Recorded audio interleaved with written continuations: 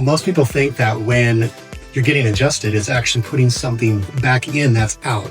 Well, that's just a small percentage of actual adjustments. Most adjustments are you're putting motion into a joint that stimulates the production of synovial fluid. And synovial fluid is important because what it does is it nourishes and cleans and makes a joint healthy. When we're stagnant, we're dying. And when our joints aren't moving, they hurt and they get inflamed.